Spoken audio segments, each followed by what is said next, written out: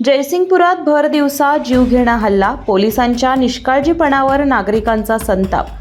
जयसिंगपूर शहरात गेल्या काही वर्षांपासून वाढत असलेल्या गुन्हेगारी घटनांमुळे निर्माण झालेल्या भीतीच्या वातावरणाला आणखी तीव्रता मिळाली आहे।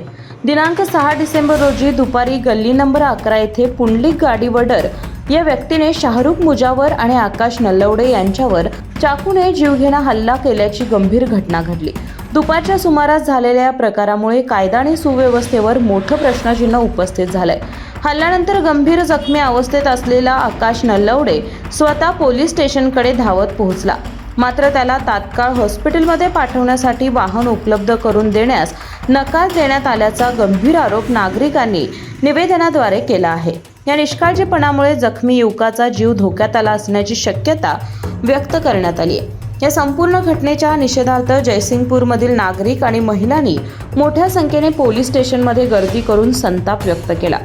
पोलीस निरीक्षक सत्यवान हाके यांना दिलेल्या निवेदनात आरोपी पुंडलिक गाडीवडर याच्यावर तात्काळ गंभीर गुन्हा दाखल करून अटक करावी, त्याचे पूर्वीचे गुन्हे तपासून त्याला जयसिंगपूर आणि कोल्हापूर जिल्ह्यातून हद्दपार करावे अशी मागणी करण्यात आली।